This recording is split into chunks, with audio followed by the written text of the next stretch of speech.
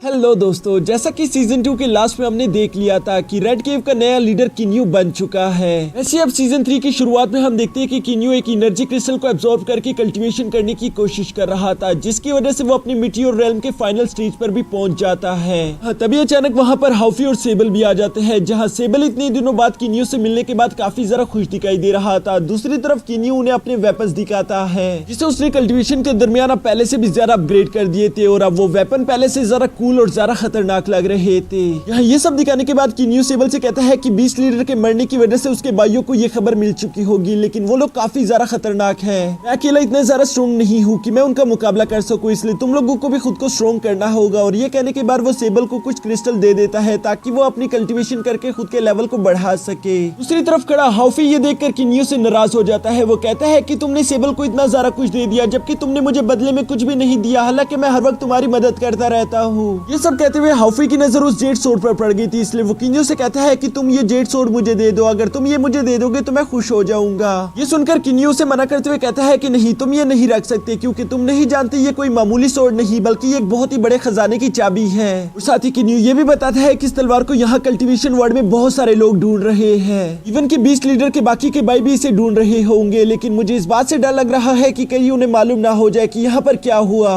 और अगर उन्हें मालूम हो गया कि ये तलवार हमारे पास है तो वो इसे छीनने के लिए आ जाएंगे, और अभी के लिए मैं इतना ज्यादा पावरफुल नहीं कि मैं अकेले उन सबको रोक सकूं। ये सुनकर हाउफी किन्यू से कहता है फिर क्यों ना हम मास्टर लियन की मदद ले ले, जिस पर किन्यू कहता है कि नहीं, अभी के लिए हम उन्हें इसमें इन्वॉल्व नहीं कर सकते। ये कहने के बाद किन्यू को जीएनली की याद आ गई थी, इसलिए अपने भाइयों को वो ब्लड केव की जिम्मेदारी देकर वहां से फौरन जीएनली से मिलने के लिए चला जाता है। वहीं दूसरी तरफ हम बीस्ट लीडर के भाइयों यानी हॉल ऑफ 9 डीमंस को देखते हैं, जिन्हें बीस्ट लीडर के मरने की खबर मिल चुकी थी। उन्हें ये भी मालूम हो चुका था कि जेड सोर्ड चोरी हो चुकी है, साथ ही साथ बीस्ट लीडर की जगह अब किन्यू ने संभाल ली है, जबकि किन्यू को वहां पर कोई भी नहीं जानता था। इसलिए उस हॉल ऑफ 9 डीमंस का लीडर अपने 3 भाइयों को किन्यू से मिलने के लिए भेज देता है ताकि वो जेड सोर्ड की इंफॉर्मेशन निकाल सके। इसके बाद सीन शिफ्ट होकर किन्यू पर आ जाता है, जो कि मिस ली से मिलने के लिए आया हुआ था। तभी उसकी मुलाकात वहां पर मास्टर लियन से भी हो जाती है, जो कि किन्यू को देखकर कहता है कि तुम कुछ परेशान दिखाई दे रहे हो। किन्यू ने सब कुछ सच से बता देता है कि यहाँ पर क्या क्या प्रॉब्लम चल रही है, जिस पर मास्टर लियन उसे एक टोकन देते हुए कहते हैं कि तुम फिक्र मत करो, सब कुछ ठीक हो जाएगा, लेकिन अगर फिर भी तुम्हें मेरी जरूरत पड़ी तो तुम इस टोकन की मदद से मुझे बुला सकते हो और मुझे तुम्हारी मदद करने में खुशी होगी।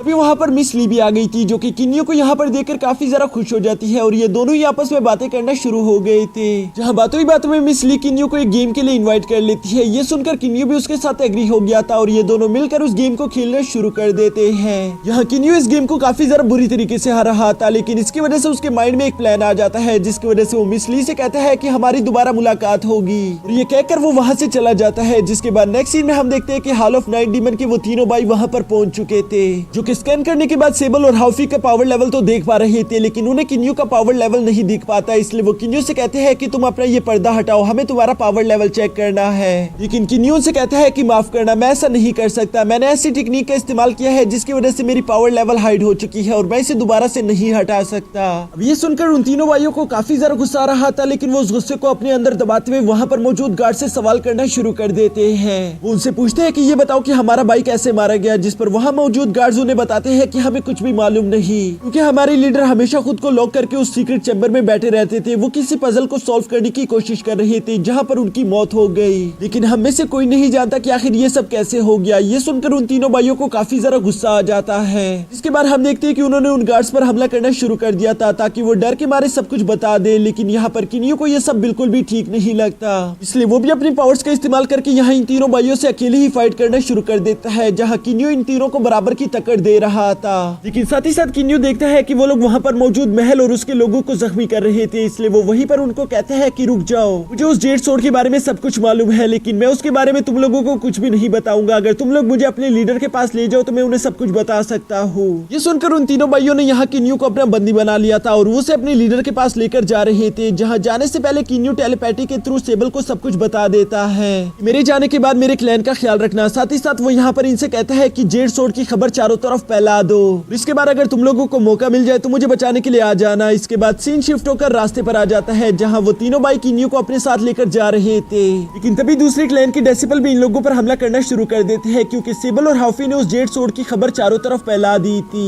यहाँ पर काफी ज्यादा देर तक एक बहुत ही ज्यादा लंबी फाइट चलती है, जहाँ पर हम देखते हैं कि वो बाकी के क्लैन वाले लोग भी काफी ज्यादा खतरनाक थे, इसलिए वो यहाँ पर इन तीनों भाइयों में से एक भाई को जान से मार मार डालते हैं। कि ये बाकी दो बच्चे भाई बड़ी मुश्किल से किन्यू को वहां से लेकर वापस अपने महल आ पहुंचे थे और यहाँ आने के बाद वो अपने भाई को बताते हैं कि हमारा तीसरा भाई वहां पर मारा गया। साथ ही साथ वो लोग उन दूसरे डेसिबल के नेम भी जानते थे, इसलिए वो अपने लीडर को सब कुछ बता देते हैं। यहाँ ये सब सुनकर उन भाइयों में से एक भाई काफी ज्यादा गुस्सा हो गया था, इसलिए वो फौरन से किन्यू को गले से पकड़ते हुए कहता है कि ये सब तुम्हारी गलती है, तुम्हारी वजह से ये सब हुआ है, मैं तुम्हें जिंदा नहीं छोड़ूंगा। और उन 20 में से सबसे बड़ा भाई उसे शांत रहने के लिए कहता है, जिसके बाद वो किन्यू से सवाल करता है कि उस जेड सोर्ड के बारे में बताओ, वो कहाँ पर है। साथ ही साथ हमें ये भी बताओ कि हमारे भाई के साथ क्या हुआ। जो सुनकर किन्यू उन लोगों को एक झूठी कहानी सुनाना शुरू कर देता है। वो उन्हें बताता है कि मैं तो वहाँ पर मौजूद नहीं था, लेकिन मेरे मास्टर एक बहुत ही ज्यादा स्ट्रॉन्ग कल्टीवेटर है जो कि दूर से ही बता सकते हैं कि वहाँ पर क्या हुआ था। इसलिए उन्होंने मुझे बताया कि उस सीक्रेट चैम्बर के अंदर 20 लीडर ने आखिरकार उस पजल को सॉल्व कर लिया था, जिसकी वजह से उसे वो जेड सोर्ड भी मिल चुकी थी। तभी अचानक वहाँ पर एक अनजान शख्स आ गया, जिसने वहाँ पर 20 लीडर को जान से मार डाला। साथ ही साथ वो अपने साथ जाते हुए जेड सोर्ड को भी ले गया। ये बात सुनकर उस 9 हॉल ऑफ डीमन के लीडर को काफी ज्यादा गुस्सा आ गया था। वो किन्यू से कहता है कि क्या तुम्हें मैं बेवकूफ लगता हूँ, जिस पर किन्यू भी एक्टिंग करते हुए कहता है कि जो सच था वो मैंने तुम्हें बता दिया, अब तुम्हें मेरी बात माननी है या नहीं माननी ये तुम्हारी मर्जी है। दूसरी तरफ उस लीडर को कुछ भी समझ नहीं आ रहा था कि आखिर उसे क्या फैसला करना चाहिए, इसलिए वो फिलहाल के लिए किन्यू को एक जेल में बंद करवा देता है। यहाँ साथ ही हमें देखने को मिलता है कि उस गेट का चौकीदार किसी दूसरे क्लैन से मौजूद था, यानी कि वो यहाँ पर कुछ प्लान बनाकर आया हुआ है। ऊपर की तरफ हॉल में हम देखते हैं कि बीस्ट किंग ने वहाँ पर अपने भाइयों के साथ एक मीटिंग शुरू कर दी थी, जहाँ वो लोग किन्यू के मास्टर के बारे में बात कर रहे थे। वो सब लोग कहते हैं कि आखिर वो मास्टर कितना ज्यादा स्ट्रॉन्ग होगा, जिसने इतने दूर से ही ये पता लगा लिया कि हमारे भाई को किसने मारा है, साथ ही साथ जेड सोर्ड को कौन लेकर गया। वो ये सब बातें कर ही रहे थे कि तभी अचानक उन्हें जमीन में कुछ हलचल दिखाई देती है, जिसका पता लगाने के लिए वो फौरन से वहाँ से निकल जाते हैं। जबकि दूसरी तरफ हम देखते हैं कि उस सिपाही ने किन्यू को जेल से आजाद कर दिया था, साथ ही साथ उसने किन्यू को अपने आगे का प्लान भी बता दिया था। और यहाँ पर किन्यू उस महल के सारे चेन तोड़ रहा था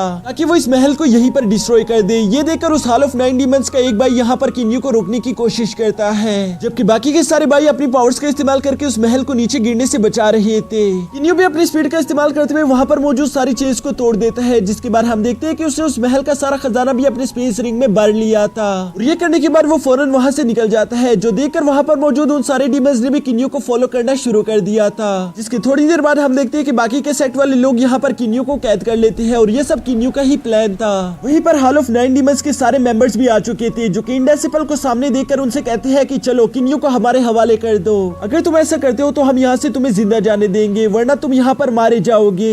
जो सुनकर वो दोनों क्लैन वाले डेसिबल कहते हैं कि हमें माफ करना, लेकिन हम ऐसा नहीं कर सकते क्योंकि हमारे किंग्स को इस किन्यू की जरूरत है। वो भी जेड सोर्ड के बारे में सारी इन्फॉर्मेशन किन्यू से सुनना चाहते हैं, इसलिए हम किन्यू को तो तुम्हारे हवाले नहीं करने वाले। यहाँ ये सारी बातें सुनते हुए किन्यू हॉल ऑफ 9 डीमंस के लोगों को भड़का रहा था। वो उनसे कहता है कि जाओ, तुम लोगों पर तो लानत है, तुम लोग मुझे इनसे छुड़वा भी नहीं सकते। हालांकि मैंने तुम लोगों के भाई 20 लीडर को जान से मारा है, तुम लोग तो वाकई में काफी ज्यादा डरपोक हो, जो कि 2 डेसिबल से भी फाइट नहीं कर सकते। ये सब सुनकर तो उस हॉल ऑफ 9 डीमंस के भाइयों को काफी ज्यादा गुस्सा आ गया था, इसलिए वो फौरन से किन्यू और उन 2 सिपाहियों पर हमला करना शुरू कर देते हैं। जबकि यहाँ दूसरी तरफ हम देखते हैं कि किन्यू अब आजाद हो चुका था। वो इन दोनों क्लैंस के लोगों को आपस में लड़वाने के साथ साथ खुद भी इन लोगों से फाइट कर रहा था। साथ ही साथ यहाँ पर 20 लीडर किन्यू को आजाद देकर कहता है कि कहीं ये यहाँ से भाग ना जाए, इसलिए उसने फौरन से वहाँ पर एक शील्ड क्रिएट करना शुरू कर दिया था। और इससे पहले कि वो शील्ड पूरी तरीके से उस आइलैंड को कवर कर पाती, हॉफी भी बड़ी तेजी के साथ उस शील्ड के अंदर इंटर हो जाता है। हॉफी को असल में यहाँ पर किन्यू ने ही माइंड टू माइंड बात करके उसे बुलाया हुआ था, क्योंकि ये सब किन्यू की ही चाल थी।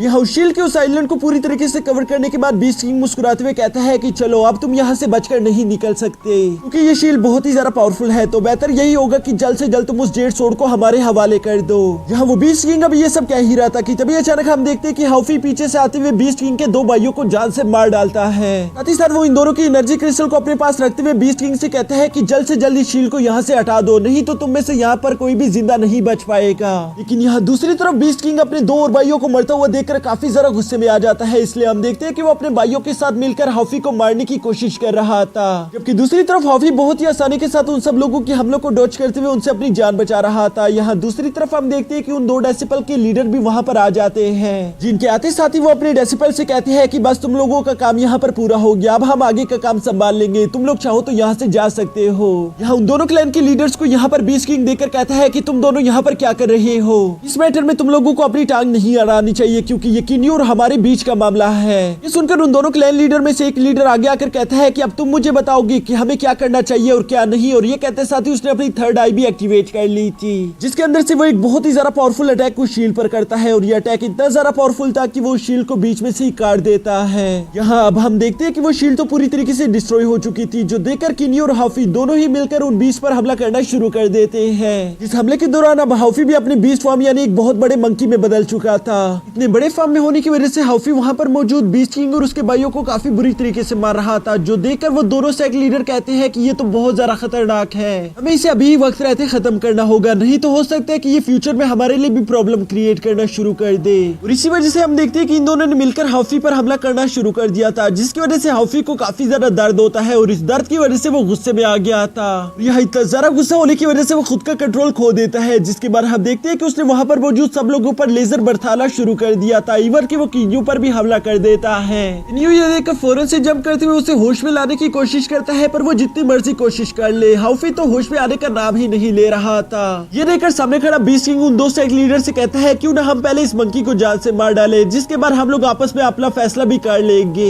ये सुनकर वो दोनों क्लैन लीडर उसके साथ एग्री हो चुके थे, जिसके बाद हम देखते हैं कि वो बीस्ट किंग अपने भाइयों को लेकर हाफी पर हमला करने के लिए निकल चुका था। दूसरी तरफ किन्यू हाफी को प्रोटेक्ट करने के लिए उसके सामने आ जाता है, जिसके बाद हम देखते हैं कि वो अकेले यहाँ पर इन सब लोगों के साथ फाइट कर रहा था। लेकिन इस फाइट के दौरान वो दोनों सेक्ट लीडर मौका पाकर हाफी को जान से मारने के लिए उस पर हमला कर देते हैं। किन्यू ये देखकर फौरन से उस टोकन का इस्तेमाल कर देता है, जिसकी वजह से उसने मास्टर लियन को यहाँ पर मदद के लिए बुला लिया था। मास्टर लियन यहाँ पर आते साथ ही सबसे पहले हाफी के आसपास एक शील्ड क्रिएट कर देते हैं ताकि कोई भी उसे जान से मार ना सके। लेकिन वो सब ये देखकर मास्टर लियन पर ही हमला करना शुरू कर देते हैं, पर मास्टर लियन को उनके अटैक से जरा सा भी फर्क नहीं पड़ रहा था। वो बहुत ही आसानी के साथ उन सब लोगों के अटैक को ब्लॉक कर लेते हैं। साथ ही साथ हम देखते हैं कि उन्होंने अपने वेल का इस्तेमाल करके वहाँ पर मौजूद उन सब लोगों को कैद कर लिया था और इसके बाद वो किन्यू को वहाँ से टेलीपोर्ट करके पानी से बाहर ले आते हैं। बाहर आने के बाद वो सबसे पहले हाफी पर एक तरह का पानी डाल देते हैं, जिसकी वजह से हाफी वापस अपने नॉर्मल फॉर्म में आ चुका था। लेकिन यहाँ पर वो इतना ज्यादा थका हुआ था कि वो वहीं पर बेहोश हो जाता है। अब जब मास्टर लियन ने वहाँ पर मौजूद सारी सिचुएशन को संभाल लिया था, तो इसके बाद वो उन सब लोगों को भी वहाँ पर बुलवा लेते हैं, जिसके बाद वो उनसे कहते हैं कि मैं तुम्हारे बारे में सब जानता हूँ। तुम लोगों ने ये जेड सोर्ड हासिल करने के लिए कई बेगुनाह लोगों की जान ली है, जो कि बिल्कुल भी अच्छा नहीं, इसलिए तुम लोगों को इसकी बराबर सजा मिलेगी। लेकिन किन्यू यहाँ पर मास्टर लियन से कहते हैं कि इन लोगों ने अपना सबक सीख लिया, आइंदा ये लोग ऐसा कुछ भी नहीं करेंगे, इसलिए आप इन्हें प्लीज माफ कर दीजिए।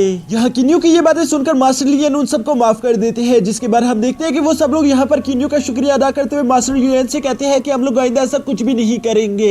ये कहने के बाद वो लोग वहाँ से चले गए थे, जिसके बाद मास्टर लियन भी किन्यू को वहाँ से टेलीपोर्ट करके कहीं और आ जाते हैं। किन्यू यहाँ पर मास्टर लियन की पावर्स के बारे में जानने के लिए काफी ज्यादा एक्साइटेड था, इसलिए वो उनसे सवाल करता है कि मास्टर क्या मैं आपसे पूछ सकता हूँ कि आपका कल्टीवेशन लेवल क्या है। लेकिन मास्टर उसकी बात को घुमाते हुए कहते हैं कि जब वक्त आएगा तो मैं बता दूंगा, अभी के लिए तुम्हें उस 9 सोर्ड्स के बारे में जानना चाहिए जो कि बहुत ज्यादा पावरफुल है। असल में बहुत सारे डीमन और बीस्ट इन 9 सोर्ड्स को हासिल करना चाहते हैं, जिसकी मदद से वो एक मैजिकल गेट को ओपन कर पाएंगे और उसके पीछे वाला ट्रेजर उन लोगों को मिल जाएगा। ऐसा कहा जाता है कि वो ट्रेजर बहुत ज्यादा कीमती है और अब तो तुम्हारे पास एक सोर्ड भी मौजूद है, इसलिए तुम्हें बाकी के 8 सोर्ड्स ढूंढनी होगी, जिसके बाद तुम वो ट्रेजर हासिल कर सकते हो। लेकिन तुम्हें ये सब कुछ बहुत ही ज्यादा संभल कर करना होगा, क्योंकि उस सोर्ड को हासिल करने के लिए तुम पर कभी भी कोई भी हमला कर सकता है। किन्यू यहाँ पर मास्टर लियन की बात समझ गया था, लेकिन साथ ही साथ वो ये भी जानता था कि उसका ब्लड केव पूरी तरीके से डिस्ट्रॉय हो चुका है, इसलिए वो उसी जगह पर अपना नया पिविलियन बनाना शुरू कर देता है, जिसमें उसके बाकी के दोस्त भी उसकी मदद कर रहे थे। और अगले कुछ ही दिनों के अंदर वो वहाँ पर न्यू पिविलियन बनाकर तैयार कर देते हैं, जिसका नाम किलियो स्टार पिविलियन रख देता है। अब यहाँ स्टार पिविलियन का नया लीडर मास्टर लियन ने किन्यू को चूज किया था, जिसके बाद हम देखते हैं कि किन्यू वहाँ पर ब्लड केव के सारे गार्ड्स को भी ले आता है। साथ ही साथ किन्यू देखता है कि उन गार्ड्स में अब एक नई लड़की भी शामिल थी, जिसे सेबल ने खुद अपॉइंट किया था, क्योंकि वो उन सब में से बहुत ज्यादा स्ट्रॉन्ग है। ये जानने के बाद किन्यू उसे वहाँ का कमांडर बना देता है, जबकि साथ ही साथ उसने जोंग को वहाँ का मैनेजर बना दिया था। और इसके बाद वो उन सब लोगों को जिम्मेदारी संभालने के लिए वहीं पर छोड़ देता है, जबकि वो खुद भी इस ली के साथ उस पिविलियन को अंदर से देखना शुरू कर देता है। और उसने ये पिविलियन बिल्कुल उस क्लाउड बीस्ट सेक्ट विला की तरह ही बनाया हुआ था, जहाँ पर उसने अपना सारा बचपन गुजार दिया था। यहाँ बिस्ली किन्यू के साथ काफी जरा खुश दिखाई दे रही थी और ये दोनों आपस में काफी जरा क्वालिटी टाइप स्पेंड करते हैं। नेक्स्ट डे हम देखते हैं कि किन्यू ने वहाँ पर मौजूद सारे के सारे क्लैंस जिनके पास जेड सोर्ड थी, उन सब लोगों को अपने पिविलियन में इनवाइट कर लिया था और वो सब लोग एक साथ बैठकर खाना खा रहे थे।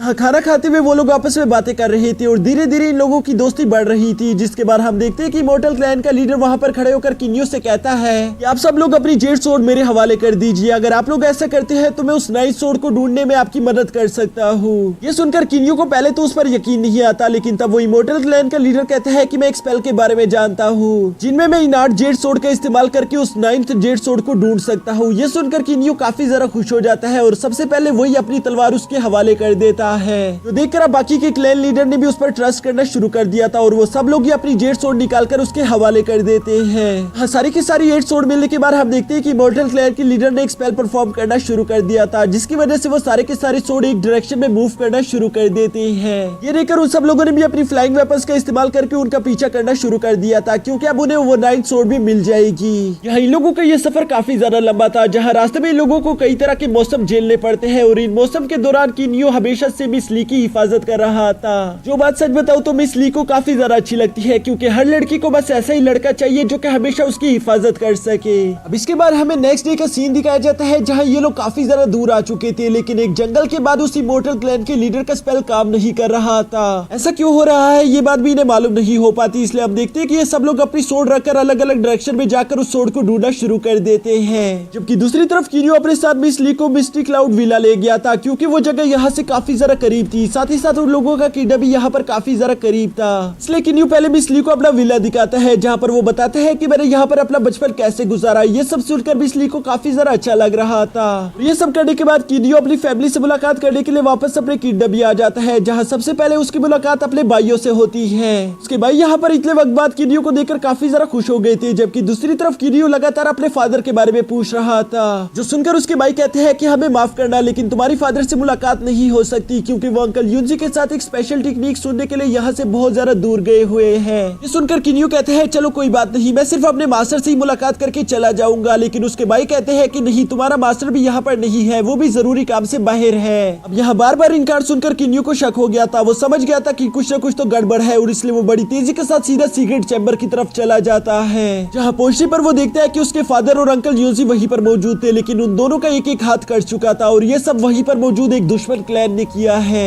किंडाई और मास्टर यूजी यहाँ पर छुप के इसलिए बैठे हुए थे क्योंकि वो लोग किनियो को इसके बारे में नहीं बताना चाहते थे, वरना वो लोग जानते थे कि किनियो क्या करेगा। और अब जब किनियो ने खुद ही सब कुछ अपनी आंखों से देख लिया है, तो वो उसे बता देते हैं कि ये सब मिंग क्लैन के लीडर ने किया है। उसने सबसे पहले तुम्हारी टीचर ली को जान से मार डाला, जिसके बाद उन्होंने हमारा हाथ भी काट दिया, लेकिन हम लोग कुछ भी नहीं कर पाए क्योंकि वो लोग काफी ज्यादा स्ट्रॉन्ग हैं। ये सुनकर तो किनियो को काफी ज्यादा गुस्सा आ गया था, और इसलिए मिंग क्लैन को डिस्ट्रॉय करने के लिए वो वहां से निकल जाता है। दूसरी तरफ मिंग क्लैन में हम देखते हैं कि किनियो के साथ आए हुए 2 सेट लीडर वहां पर पहले से ही पहुंच चुके थे, जो कि मिंग क्लैन के लीडर से कहते हैं कि तुम्हें अपनी आर्मी का इस्तेमाल करके हमारे लिए वो लास्ट वाली जेड सोर्ड ढूंढनी होगी, जिसके लिए वो मिंग क्लैन का लीडर भी मान चुका था, क्योंकि वो लोग यहाँ पर इनसे काफी ज्यादा डर रहे थे। अभी वहाँ पर किनियो भी बहुत ही ज्यादा गुस्से में आ जाता है, जो कि चिल्लाते हुए कहता है कि मिंग क्लैन का लीडर कौन है, सामने आओ। ये सुनकर इमॉर्टल साइड का लीडर कहता है कि आखिर तुम लोगों ने ऐसा क्या कर दिया, हमारे साइड के लीडर इतने ज्यादा गुस्से में क्यों है। जिस पर मिंग क्लैन का लीडर कहता है कि हमें नहीं मालूम, हम तो इस लड़के को पहचानते भी नहीं है, हमने तो पहले इसे कभी देखा ही नहीं। उन लोगों को तो सच में ही समझ नहीं आ रहा था कि आखिर किनियो है कौन। जिस पर किनियो खुद ही बताता है कि मैं किंग क्लैन से बिलोंग करता हूँ और मैं यहाँ पर आया हूँ ताकि मैं अपने फादर और अंकल का बदला ले सकूं। ये सुनकर वहाँ पर मौजूद मिंग क्लैन की सारी आर्मी फौरन से किनियो पर हमला करने के लिए तैयार हो चुकी थी, लेकिन तभी वहाँ पर सेबल और हाफी भी अपने साथ डीमन कल्टिवेटर्स की एक बहुत बड़ी आर्मी लेकर आ जाते हैं, जिसे देखकर तो मिंग क्लैन का किंग काफी ज्यादा घबरा गया था। वो फौरन से किनियो के सामने झुकते हुए कहते हैं कि प्लीज हमें माफ कर दीजिए, हमें मालूम नहीं था कि वो आपका फादर है, नहीं तो हम लोग कभी भी ऐसा ना करते। लेकिन किनियो ये सब कुछ अनसुना कर देता है, और हम देखते हैं कि उसने बड़ी तेजी से किंग के बेटे पर हमला करना शुरू कर दिया था, जहाँ वो उसे काफी ज्यादा बुरी तरीके से मार रहा था। इमॉर्टल सेट का लीडर ये देखकर बीच में आते हुए किनियो को रोककर कहता है कि तुम ऐसा नहीं कर सकते, हमारे इमॉर्टल सेट की कुछ रूल है, अगर तुमने उन रूल्स को तोड़ दिया तो यहाँ पर एक बहुत बड़ी जंग शुरू हो जाएगी। वो अभी ये कह ही रहा था कि तभी हम देखते हैं कि डेविल सेट का लीडर बड़ी तेजी के साथ आकर उस किंग के बेटे को जान से मार देता है। साथ ही वो कहते हैं कि अब जो होगा देखा जाएगा, इस बात से कोई फर्क नहीं पड़ता। अब यहाँ ये सब होने के बाद इमॉर्टल सेट का लीडर किनियो से कहता है कि बस करो, बहुत हो गया, तुमने अपना बदला पूरा कर लिया है, क्योंकि किंग के बेटे ने ही तुम्हारी टीचर को जान से मारा था, साथ ही साथ उसने तुम्हारे अंकल और फादर का हाथ भी काटा है, इसलिए तुम्हारा बदला पूरा हो चुका है। अगर इसके बाद तुमने किसी और की जान ली तो ये बिल्कुल नाइंसाफी होगी, क्योंकि वो सब लोग बेकसूर हैं। ये सब सुनकर किनियो काफी ज्यादा गुस्से में था, लेकिन वो किसी तरह करके खुद को शांत करा देता है, जिसके बाद वो अपनी टीम को लेकर वापस अपने मेंशन आ गया था, जहाँ उसकी मुलाकात अपनी बचपन की दोस्त से हो जाती है, और वो देखते हैं कि उसका हाथ पूरी तरीके से ठीक हो चुका था। ये देखकर वो काफी ज्यादा हैरान हो जाता है, लेकिन यहीं पर उसे मालूम हो चुका था कि मिस ली एक मेडिकल कल्टीवेटर है, जिसने अपनी पावर्स का इस्तेमाल करके उसके फ्रेंड का हाथ पूरी तरीके से हील कर दिया है। साथ ही साथ मिस ली किनियो के फादर और उसके अंकल का भी हाथ पूरी तरीके से हील कर देती है, जो देखकर किनियो काफी ज्यादा खुश हो गया था। वीडियो में आगे बढ़ने से पहले मैं आप लोगों से कहना चाहता हूँ कि अगर आप लोगों को मेरी ये वीडियोस देखकर जरा से भी खुशी होती है या मजा आता है तो मेरे इस चैनल को सब्सक्राइब कर दो, साथ ही साथ बेल आइकन को भी एक्टिवेट कर देना ताकि मेरी आने वाली वीडियोस की नोटिफिकेशन आपको मिल सके। यहाँ किन्यू इतना जरा खुश होने की वजह से मिस ली का शुक्रिया अदा कर देता है, जिस पर मिस ली कहती है कि नहीं, इसकी कोई जरूरत नहीं। और साथ ही साथ हम देखते हैं कि किन्यू यहाँ पर अपनी फैमिली के साथ बहुत ही अच्छा वक्त स्पेंड कर रहा था कि तभी उसे मालूम हो जाता है कि वो आखिरी सोड कहाँ पर है। वो लास्ट डेट सोड एक केव के अंदर थी जहाँ पर बाकी सारे क्लैन के लीडर्स को उस केव में जाने से काफी ज्यादा डर लग रहा था, क्योंकि वो लोग जानते थे कि हमसे पहले जाने वाले सिपाहियों का वहाँ पर क्या हशर हुआ। उनमें से कोई भी जिंदा निकलकर बाहर नहीं आ पाया। ये सुनकर किन्यू कहता है कि चलो कोई बात नहीं, अगर तुम लोगों को डर लग रहा है तो मैं खुद आगे जाऊंगा। और वो ये कहकर सबसे पहले खुद ही उस केव में चला जाता है, जिसकी वजह से बाकी के क्लैन लीडर्स को भी थोड़ी बहुत हिम्मत मिल चुकी थी और वो भी किन्यू को फॉलो करना शुरू कर देते हैं। उस केव के अंदर इन लोगों को काफी सारी मुसीबतों का सामना करना पड़ता है, लेकिन ये लोग हार नहीं मानते बल्कि यूं ही हिम्मत करके आगे बढ़ते जा रहे थे।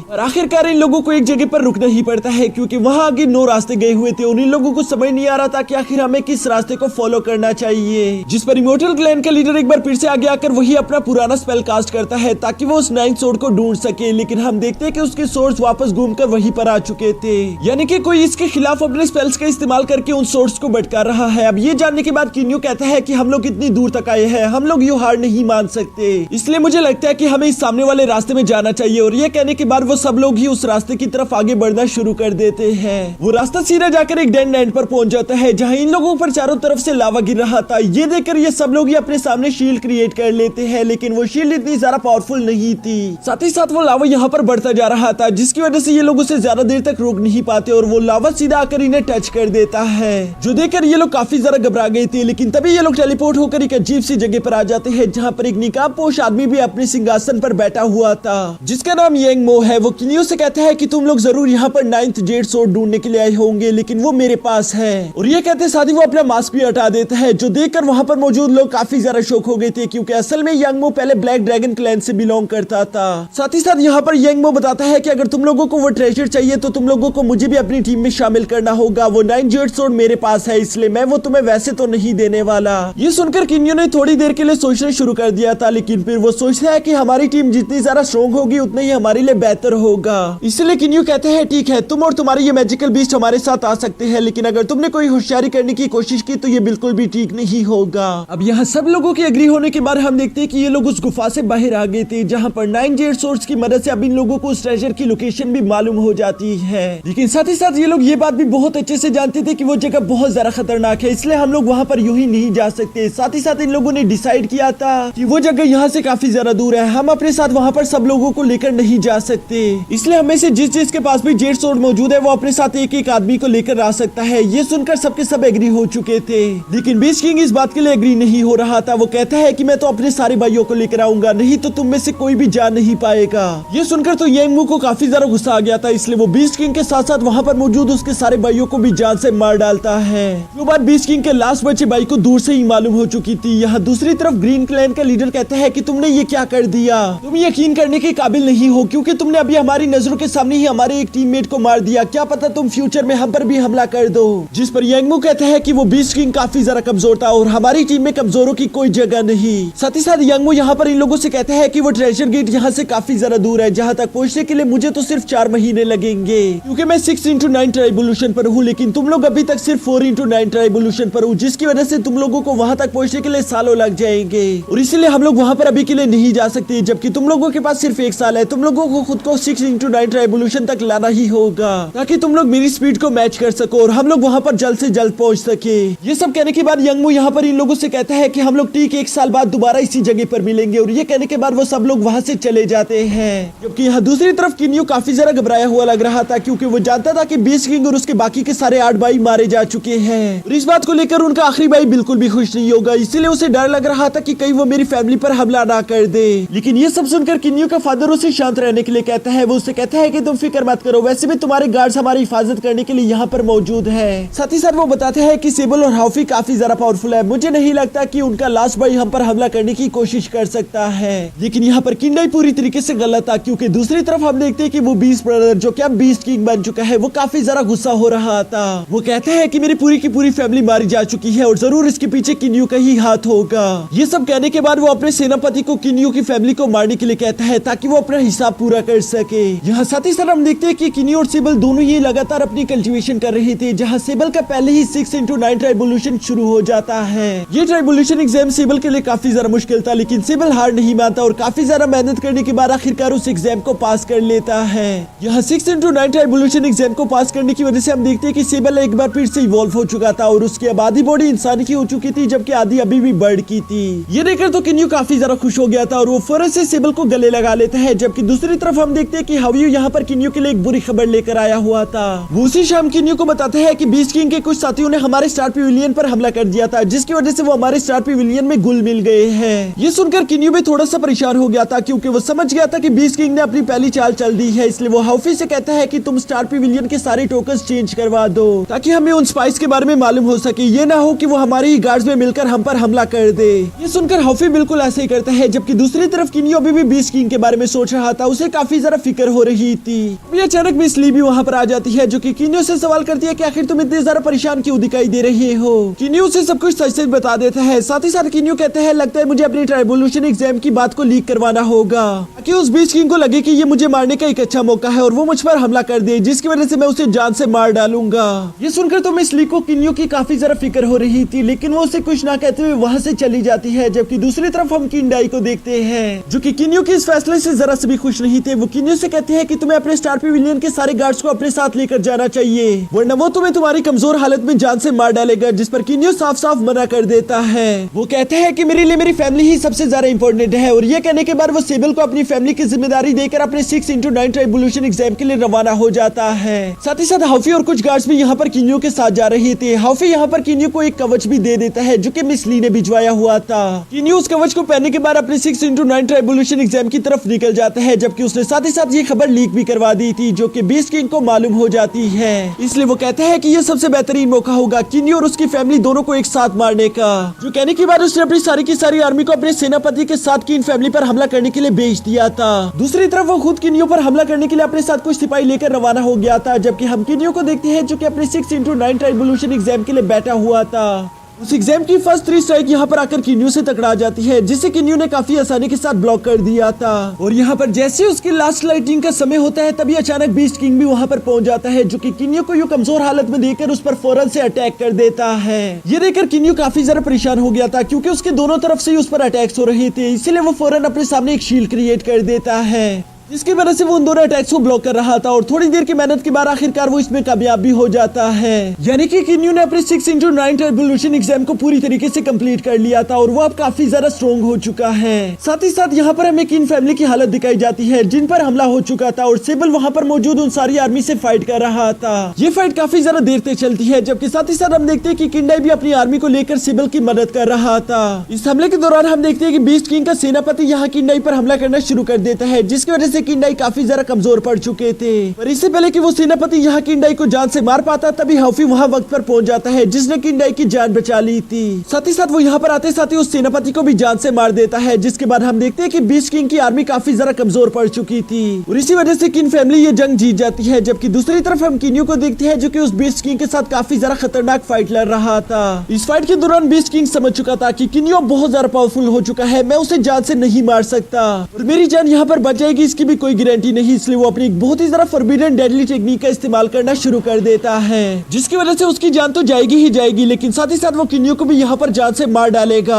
ये देखकर किन्यू फौरन से मिस ली के दिए हुए सुरक्षा कवच का इस्तेमाल करना शुरू कर देता है, जिसके बाद हम देखते हैं कि वहाँ पर एक बहुत ही बड़ा ब्लास्ट हो चुका था, जिसकी वजह से वहाँ चारों तरफ तबाही मच गई थी। हाफी जैसे यहाँ पर पहुंचता है, वो किन्यू को ढूंढना शुरू कर देता है, लेकिन उसे तो किन्यू कहीं पर भी नहीं मिल रहा था, जिसकी वजह से वो किन्यू के लिए काफी ज्यादा इमोशनल हो गया था, क्योंकि उसे लगता है कि शायद किन्यू जान से मारा गया। लेकिन तभी हम किन्यू को देखते हैं, जिसका मीटियोर स्टोन उसे हील कर रहा था। यहाँ किन्यू को जिंदा देखकर हाफी काफी ज्यादा खुश हो जाता है और इसके बाद हम देखते हैं कि वो किन्यू को लेकर वापस किन फैमिली लौट आया था। जहाँ मिसली पहले से किन्यू का इंतजार कर रही थी, वो वहाँ पर किन्यू को जिंदा देखकर काफी ज्यादा खुश हो जाती है, जिस पर किन्यू उसका शुक्रिया अदा करता है, क्योंकि आज यहाँ किन्यू मिसली के दिए हुए सुरक्षा कवच की वजह से ही जिंदा है। तभी मास्टर लियन भी वहाँ पर आ चुके थे, जो कि किन्यू से कहते हैं कि तुम्हें बहुत बहुत कांग्रेचुलेशन, क्योंकि तुमने अपने 6x9 ट्राइबोल्यूशन एग्जाम को पास कर लिया है। अब तुम उस खजाने हंसाने को ढूंढने के लिए जा सकते हो। साथ ही साथ वो यहाँ पर किन्यू से कहती है कि तुम उस हंसाने के लिए मिस ली को अपने साथ लेकर जा सकते हो। ये सुनकर किन्यू कहता है पर मास्टर लियन वो जगह बहुत ज्यादा खतरनाक है, जिस पर मास्टर लियन कहता है तुम फिक्र मत करो।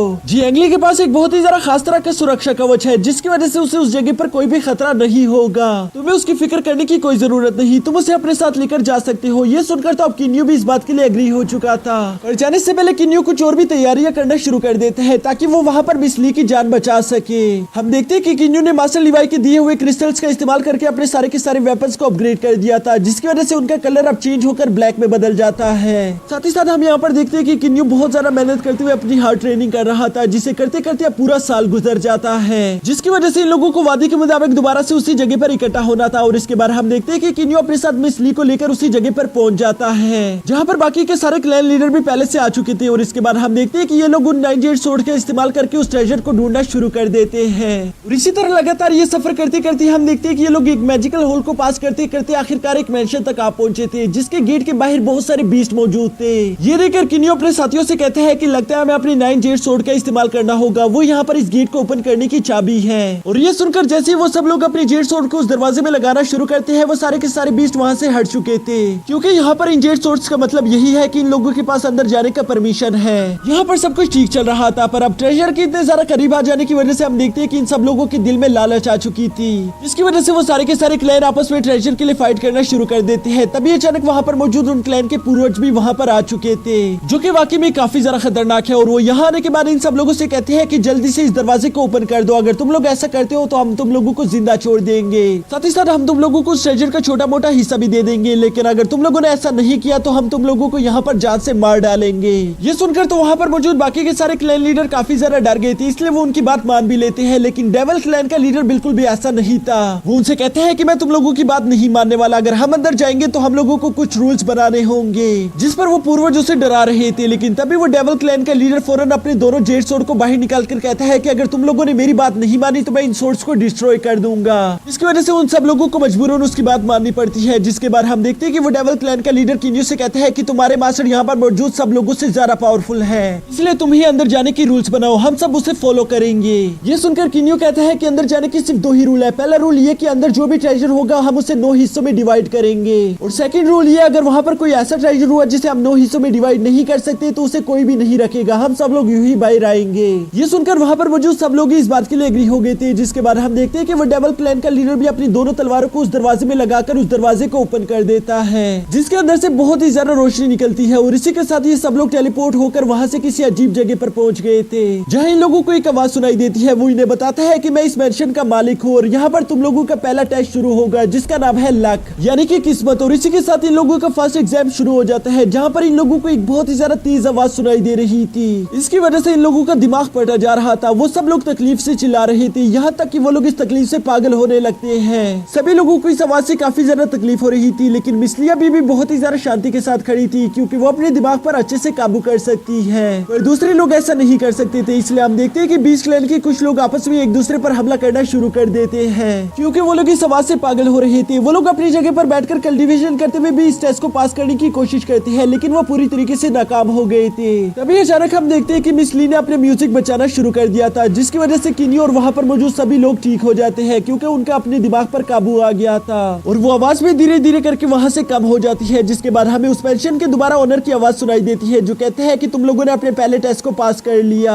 और इसके लिए मैं तुम लोगों को कांग्रेचुलेशन भी कहता हूँ। लेकिन अब तुम्हारे सेकंड और थर्ड टेस्ट की बारी है, जो कि है इंटेलिजेंस और स्ट्रेंथ का। इन दोनों टेस्ट को पास करने के लिए वो आवाज इन लोगों को इसकी तरफ जाने के लिए कहती है। जिसके बाद ये सब लोग इसकी तरफ रवाना हो चुके थे, जहाँ जाते जाते इन लोगों को गोल्ड से बनी हुई चीजें दिखाई देती है। इन्हें लगता है कि शायद यही ट्रेजर है, और इसलिए इन लोगों ने उसे निकालने की कोशिश करना शुरू कर दिया था, लेकिन वो उसे नहीं निकाल पाते, क्योंकि वो कोई ट्रेजर नहीं बल्कि यहाँ का सिर्फ इल्यूजन है। जिसके बाद हम देखते हैं कि ये सब लोग उस मेंशन के अंदर चले जाते हैं, जहाँ पर इन लोगों को एक बहुत बड़ा गार्ड स्टोन दिखाई देता है। उस गार्ड स्टोन को देखकर वहाँ पर मौजूद एक एल्डर कहते हैं कि ये गार्ड स्टोन बहुत ज्यादा कीमती है, अगर किसी ने भी इसकी एनर्जी को अपनी बॉडी में रिफाइन कर लिया तो वो यहाँ का नया मालिक बन जाएगा। अब ये सुनकर तो वहाँ पर मौजूद सब लोग उस मेंशन के मालिक बनना चाहते थे, इसलिए वो सब लोग उस गार्ड स्टोन की एनर्जी को एब्जॉर्ब करने की कोशिश करते हैं, जबकि इसी वजह से वो लोग आपस में फाइट भी कर रहे थे। लेकिन किन्यू मिस ली को महफूज रखना चाहता था, इसलिए वो उसे लेकर उस मेंशन से बाहर आ जाता है। वो उससे कहता है कि तुम्हें फिक्र करने की कोई जरूरत नहीं, मुझे चाहे तो वो ट्रेजर मिले या ना मिले इस बात से कोई फर्क नहीं पड़ता, लेकिन मैं तुम पर कोई भी आश नहीं आने दूंगा। सकूंगा। ये सुनकर मिस ली को काफी जरा अच्छा लग रहा था। वो किन्यू से कहती है कि असल में यहाँ आने से पहले मुझे मास्टर लिया ने इस गार्ड स्टोन के बारे में बता दिया था। साथ ही साथ उन्होंने बताया था कि इस गार्ड स्टोन की एनर्जी कहीं दूसरी जगह पर भी जरूर छुपी होती है। अगर तुमने बाकी सब लोगों से पहले उस एनर्जी को ढूंढ कर रिफाइन कर लिया तब तुम इस जगह के नए मालिक बन जाओगे। जो सुनकर ये दोनों ही उस एनर्जी को ढूंढना शुरू कर देते हैं और काफी देर तक ढूंढने के बाद आखिरकार इन लोगों को वो छुपी हुई एनर्जी भी मिल चुकी थी, जिसके सामने किन्यू बैठकर उसे एब्जॉर्ब करना शुरू कर देता है।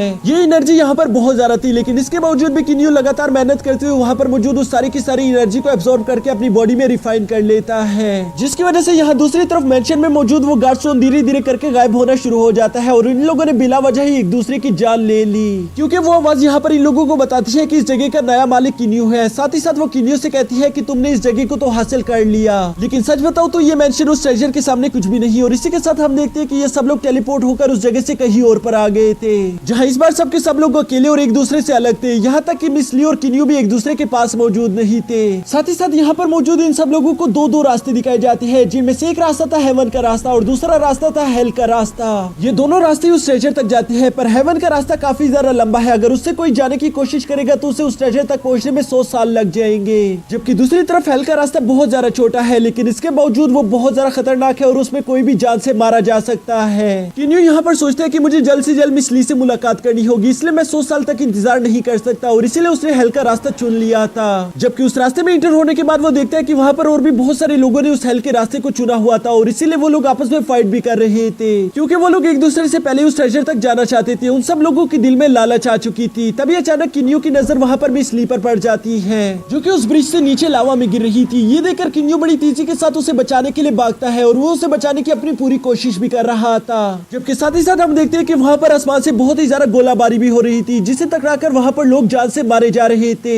जबकि साथ ही साथ कुछ क्लैन के लोग आपस में फाइट करके नीचे लावा में भी गिर रहे थे। यहाँ किन्यू मिस ली को बचाने की अपनी पूरी कोशिश करता है और वो उसे बचा नहीं पाता और इसी वजह से हम देखते हैं कि ये दोनों भी बड़ी तेजी के साथ सीधा जाकर उसी लावा में गिर जाते हैं, जहाँ गिरते साथ ही ये दोनों वहाँ से टेलीपोर्ट होकर किसी और जगह में आ गए थे। ये जगह वाकई में इल्यूजन से काफी ज्यादा भरी हुई थी। यहाँ पर ये दोनों आपस में एक दूसरे को जिंदा देखकर काफी ज्यादा खुश हो जाते हैं। साथ ही साथ यहाँ पर इन लोगों को एहसास हो गया था कि ये दोनों एक दूसरे को कितना ज्यादा प्यार करते हैं और इसलिए हम देखते हैं कि यहाँ पर इन दोनों ने एक दूसरे को किस कर ली थी, जिसकी वजह से हमें यहाँ पर एक बहुत ही ज्यादा प्यारा और रोमांटिक सीन देखने को मिलता है। जबकि दूसरी तरफ हम देखते हैं कि बाकी के सारे क्लैन के लोग भी जिंदा मौजूद थे, क्योंकि उस लावा में गिरने वाला हर इंसान टेलीपोर्ट होकर यहीं पर आ गया था।